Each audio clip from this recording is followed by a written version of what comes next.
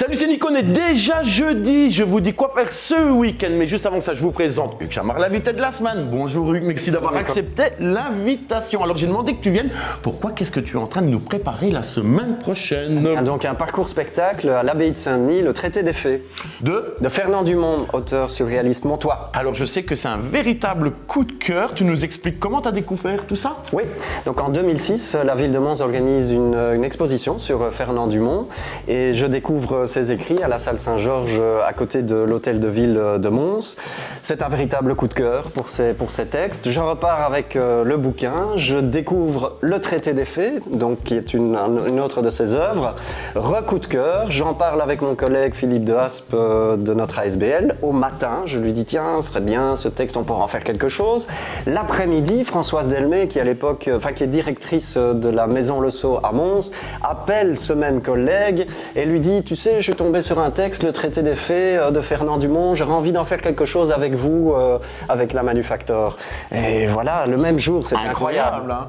Alors vous l'avez déjà fait, donc vous l'avez écrit et vous avez eu quelques représentations. Oui, c'est ça, en 2007, donc un an après l'exposition de la ville de Mons, on organisait déjà ce parcours spectacle dans le bois de Jurbise à l'époque.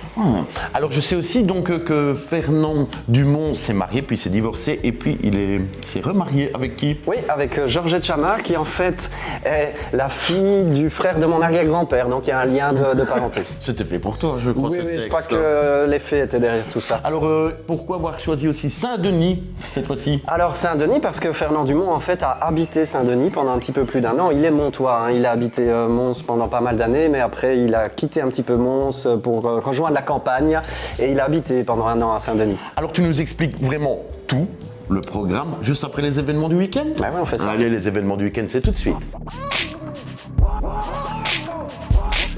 On parle ici du week-end du 23, 24 et 25 septembre. Hugo, on commence avec quoi? Overphonique à Moucron. Tout à fait. Enid à la Maison Folie de Mons. Le parcours d'artistes dans les rues de Mons. Qui va être sympa aussi. Décrocher la lune, le spectacle à la Louvière. Allez jeter un coup d'œil, je crois que ça va être très très chouette. C'est pour tout public.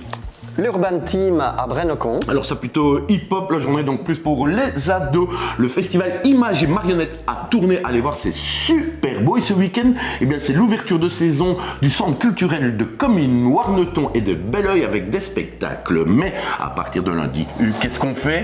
Lundi prochain, le traité des fées à l'abbaye de Saint-Denis. Et voilà, dans le cadre merveilleux de l'abbaye de Saint-Denis, c'est super beau. Et donc ça commence lundi jusqu'au samedi 1er octobre, tous les soirs, premier départ 19h30 et puis toutes les 20 minutes jusqu'à 21h10. Donc un spectacle nocturne où on a envie de... Ça va titiller nos sens, c'est ça? On va probablement peut-être nous dévoiler quelques secrets des fées que les fées nous ont autorisé de dévoiler. Et puis effectivement, les 5 sens seront sollicités. Je suis curieux, je suis curieux. Alors, tu t'es entouré de...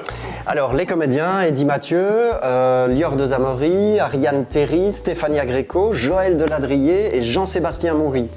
Nickel. Et alors, pour co-mettre en scène, comme on dit? Oui.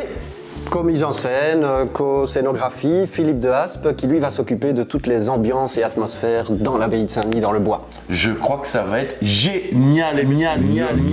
Non, je ne l'ai pas oublié. Si comme moi vous êtes fan des Beatles, eh bien samedi c'est la Beatles Day au Lotomons Expo. Venez nous dire un petit coucou, on est là toute la journée, alors à samedi. Eh bien je te dis bonne M pour toute la semaine prochaine parce que je sais que tu as du taf.